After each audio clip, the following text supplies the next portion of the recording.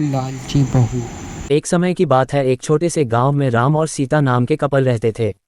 उनका एक अर्जुन नाम का बेटा था, जिसकी शादी रिया नाम की लड़की से हुई थी। राम और सीता कड़ी मेहनत करते थे और अपने बुढ़ापे के लिए पैसे बचाते। रिया बहुत लालची लड़की थी और हमेशा अपने लिए और चीज़ें चाहती थी।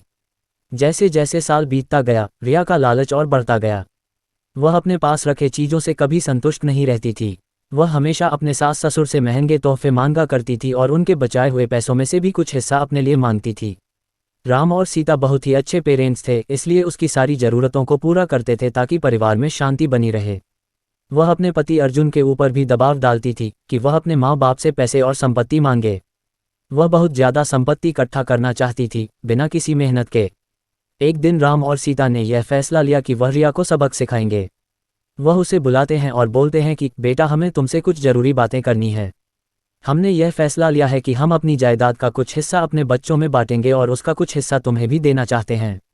रिया खुशी से झूम उठती है क्योंकि वह हमेशा से यही चाहती थी। लेकिन राम और सीता के मन में कुछ और ही चल रहा था। उन्होंने एक पत्थरों से भरा हुआ बैग उसे दे दिया और बोला, बेटी, ये तुम्हारे हिस्से की संपत्ति है।